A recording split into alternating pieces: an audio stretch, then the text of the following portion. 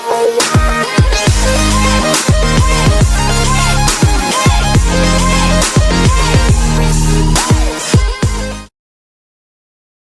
hard truths about self-care. Hello guys, so today's video is on the hard truths about self-care. These are things that maybe in the self-care space are just not talked about enough, and some of them are about love because, you know, I like talking about love, and also because love is and does play a part in self-care, believe it or not. So let's go ahead and get started. The people who receive discipline are those who are willing or looking to change their ways, or the people who receive change are those who are willing or looking to change their ways, right? So the message in this is that if you think you're all that, that's how you'll be for the rest of your life. If you don't seek to improve anything about yourself, then you won't find any improvement. If you don't seek change, you won't find any change. So always be that person who's looking for change. Another thing about change is that even if somebody gives you the best advice in the world, if you don't like that person, if you don't trust them, or if you just don't value what they said, then of course you're not going to take that advice. If something doesn't touch you and you're not moved by it, then you're probably not going to allow yourself to be changed by it. And you can't blame yourself for that, but you do still want to be receptive of the things. If it's not going to go to your heart, at least stick it in your brain so that you still have that knowledge. Because you don't just want to lose knowledge just because of who it's coming from. It's still knowledge, right? Even in the Bible, it said that, like, even if the gospel is spread in a weird way, like, yes, it's bad, but it's still the gospel. It's still a good thing that you're getting. Mindset is more important than what you see. Now, I know that, you know, people are like, oh, this is a big brand, you know, this is a big company. I should be able to get a lot of money from them. But you should focus more on where your heart is, all right? I could get up and go through the nursing program and become a doctor and get a lot of money out of that. But is my heart in that? No, okay? So why should I do it, right? There are a million things you could do in this world to get rich. There's a million things you can do in this world to get famous and all of that, especially with social media and all of that. But it doesn't mean you up and do it. Money can be found, I don't want to say everywhere because we know the world is unprivileged, but like, if you were in an unprivileged part, you could just move to America or something like that and get a better life. Anybody can do that. But if you have no care for the place, if you have no care for what you're going to go there and do, why do it? So don't focus on what things will get you. Don't focus on what looks good, what looks right, what sounds right. Focus on what you actually want to do. Okay, being yourself and being authentic is much better than anything else. Okay, if you are the fakest person in the world, but you act nice to everybody, nobody's gonna like you, okay? Don't just be nice just to be nice. There's more on this later. Be nice because you actually feel the obligation in your heart to do it, okay? Therapy should be a last resort. A lot of people nowadays talk about therapy like everybody needs it and stuff like that. And yeah, I do understand where they're coming from, but you should go to your friends and family first before you start considering those things. Therapy is not something every single person in the world should go to because it implies that every single person in the world has some, you know, there are some things that you have to stomach and you have to stand up. People help you, but they don't heal you because sometimes talking does not help. But I'm just saying, you shouldn't be just looking for the next person who can help you out of your problems, who can give you all of this advice and all of that. The more important thing to be seeking is self-sustainability, the ability for you to stand up on your own, manage your clutter. And this is a quick one. It's just a mindset thing. If you have clutter that you don't care about, just sell it. Sell it for a price that's cheap enough to get people to buy it, but expensive enough for you to make a profit. Mercari is a great place to start. I'm just kidding. The best place really to start is probably eBay. And I'm not really sure for outside of the US, but eBay seems to be kind of an international platform. You can also donate it or give it to somebody who you know who really like it. Don't obsess over your age, especially if you're a woman, okay? A lot of women, you know, once they turn 30, we have to panic. We got to settle down and get married so that we can have kids.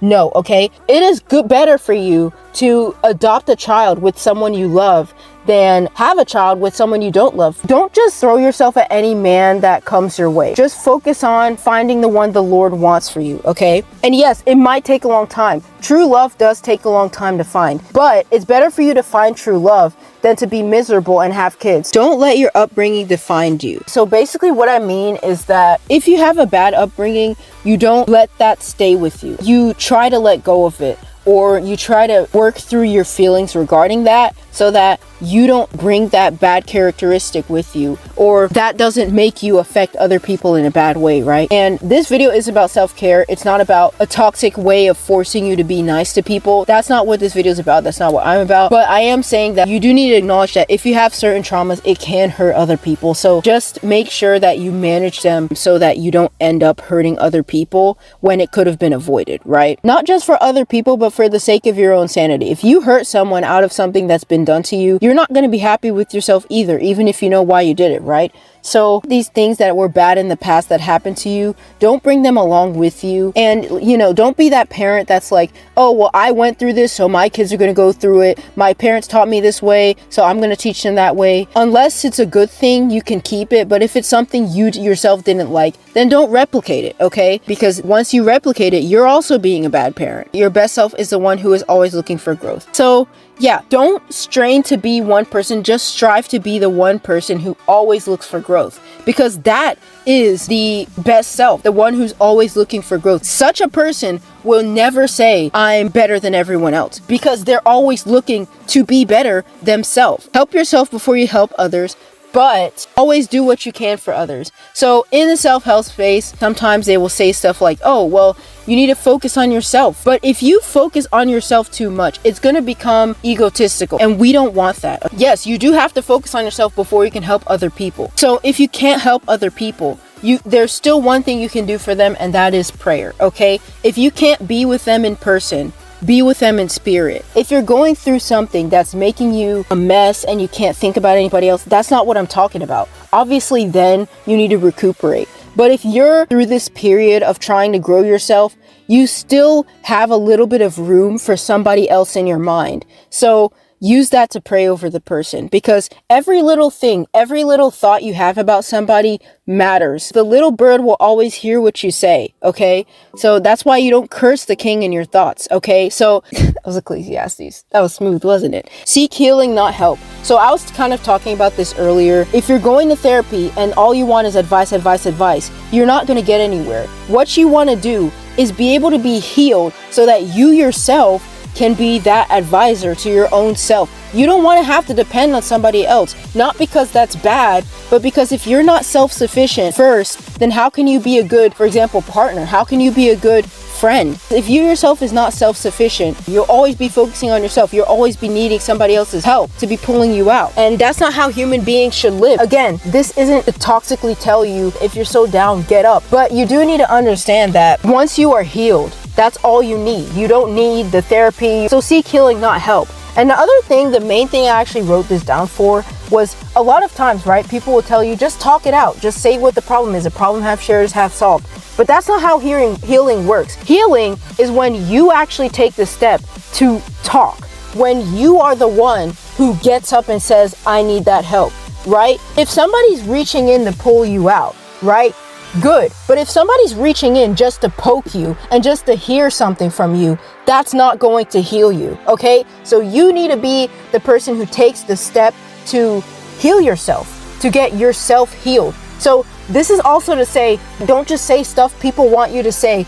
Say the words that you know are going to help you. Say the words to the people who are going to help you. At the time, it's going to help you. Like I was saying earlier, people can help you, but God will heal you. It is only when you've talked to the right person at the right time that God is going to heal you of something. Seek healing. Pray before you go to that person. Pray before you say that thing. Stop holding backhanded anger for people and realize that they are not for you. So this is the statement that, you know, would probably hit the target, the mark, whatever. You don't need closure from that person. You need to get away from them. Seek closure from God and leave them alone. And forgive and forget. And what I mean by that is when you forgive somebody for something awful that they've done to you, forget that they exist. The more you give somebody headspace, even if it's stuff like, oh, I hate you, all you're doing is festering a bunch of emotions in your head. So that's just going to make you feel worse in the long run. So realize that when somebody hurts you, all you need to do is say, I'm not going to give that person any of my attention again. You don't need to see them. They don't need to see you. Stop focusing on demonizing the person. Demonize the relationship. Get away from the person.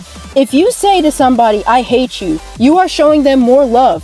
than you just ignoring them. Why? Because when you say I hate you to them, you're giving them time, okay? You're giving them your energy, you're giving them your voice. And yes, there are times where you do need to get up and say it, right? Sometimes you're just fed up, whatever, but say that and let it be the end. I know it's more easier said than done. Stop making compromises and excuses. So this is just a really general one. If you're trying to improve on something and you're not improving on it, there's chances that you're making compromises and excuses for it, and that's what's really preventing your growth. Sometimes, yes, you do need to make those excuses, but other times it's just you being lazy. So don't let it turn into that. Try to stand your ground, especially when you're first starting to cultivate the habit. Once your body is accustomed to the discipline, then you can start listening to your body. But you have to listen to your mind and your heart first before you can listen to your body, because your body needs time to adjust to the wants of your brain and heart. Allow yourself to be led by emotion at times. Sometimes people are just like, put away the emotion, you know? It's not rational. This will make you a lot of money. It doesn't matter how you feel about it. You're operating in cognitive dissonance whenever you ignore your emotions and your feelings about something. If you can't express them outwardly, express them inwardly. Talk to yourself. Talk to God about them. Tell your friends about them. You know, people always say, listen to your gut instinct. Sometimes, yes, sometimes you can sit down, really think about things and realize that you were wrong. Even if it's something that you consider is such a menial and little thing, doesn't matter. Just ask yourself, why am I thinking this way? Flatten out your anxiety, your worry, all of that as much as possible before you go into something, even if it's the little tiniest worry, okay? If somebody angers you, let them know they've angered you, because if you don't, sometimes you're just holding anger in your heart. But sometimes you can be quiet as well. Like, sometimes it's just dumb to talk, but don't say everything. That's also why I said talk and seek healing. If you know that you're just saying it from the corner of your mouth, but it has no meaning and it doesn't actually help you, then don't say it, all right? Because you're just bringing more trouble for yourself. And don't give up on people. Give them a chance. Pray about them, okay? Pray about the people in your life. If you think somebody's a weird friend, pray about it. Tell God, like, hey, I don't know about this person, you know? People are expected to like people just because they look good, just because they're nice. No, that's not how liking people works. We're about to talk about that too. Okay? Like people out of your own personal feelings about the person, not about how they act, not about what they do for other people, but your own personal feelings. Love is a spirit, and love is a choice, not an obligation. So I'm saying love is a spirit because there's this misconception that it's not even a feeling or it's a choice. Yeah, it is a choice, but it's not just you saying, oh, I love this person. It is a spirit. So there are places where you say you love somebody, but it's not there. And there are places where you don't say you love somebody, but it is there. I've talked about that previously on my channel, but I don't want to reiterate it. And love is a choice, not an obligation. Love is something that comes from the emotion. It doesn't just come from, oh, wow, they have really helped me, I should love them. Yes, it can come from somebody doing something to you, but it shouldn't come solely from that. Because if somebody has done so much for you, but then one day they curse you, you can't say you love that person anymore, right? Don't let anybody, not your friends, your family, your peers, tell you that, oh, you owe this person some love. No, you can owe them respect, you can owe them money, but you do not owe anyone love unless that is your choice. Love someone for who they are, not for who they're going to be or who they were. Because love is not something that, oh, I'm gonna love this person because they're gonna be a millionaire in the future. Or, oh, I love this person because in the past they were so nice and all. Because what you're doing is you're setting an invisible expectation on this person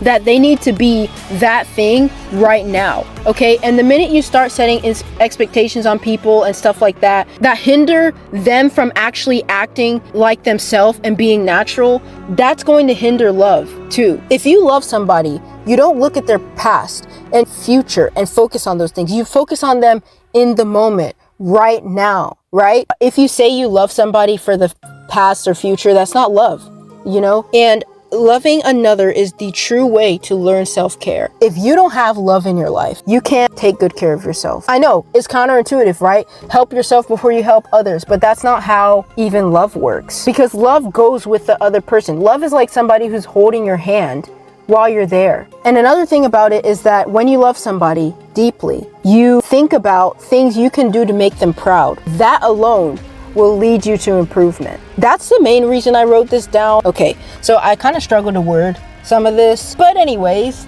I'm just gonna go ahead and make this video for you guys so that you can have something nice to watch and that's kind of informative.